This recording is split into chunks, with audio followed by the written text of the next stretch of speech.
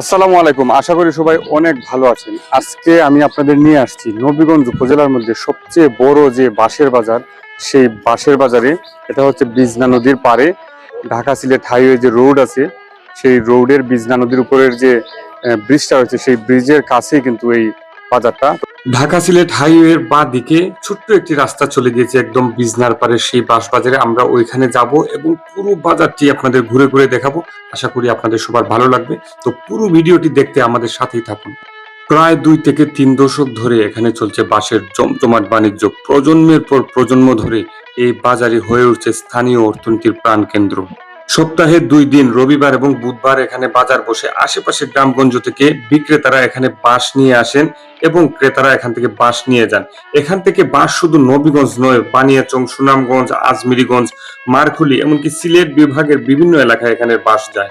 নদীর পাড়ে হওয়ায় স্থলপথের পাশাপাশি জলপথেও কিন্তু সারি সারি বাঁশ ভাসিয়ে নিয়ে যাওয়া হয় গন্তব্যে। নদীর পাড়ে সাজানো থাকে সারি সারি বাঁশ, আর পানির উপর ভাসানো থাকে বিশাল বাঁশের ভেলা, যা ক্রেতাদের চোখে পড়ে প্রথমেই। এখানে বিক্রি হয় নানা জাতের বাঁশ, স্থানীয় ভাষায় জাই, মুলি, বেতুয়া, কনকই, বড়ুয়া, পেশি। প্রতিটি বাঁশের ব্যবহারও কিন্তু আলাদা। কেউ কিনে বাড়ি বানানোর জন্য, কেউ কিনে মাছ ধরার খাঁচা বা কৃষিকাজের জন্য, আবার কেউ কিনে হস্তশিল্প তৈরির জন্য। স্থানীয় একজনের মুখে আমরা এই বাজার সম্পর্কে কিছু জানার চেষ্টা করব।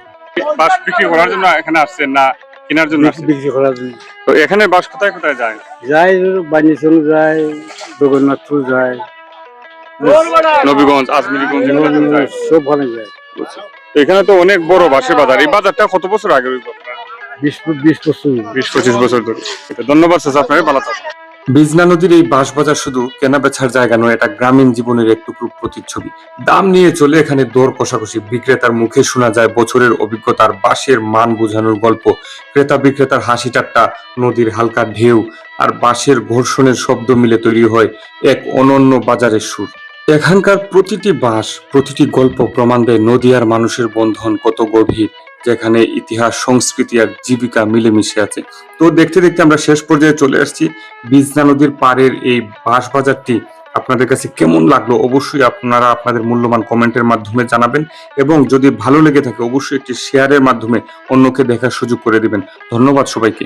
আল্লাহ হাফেজ।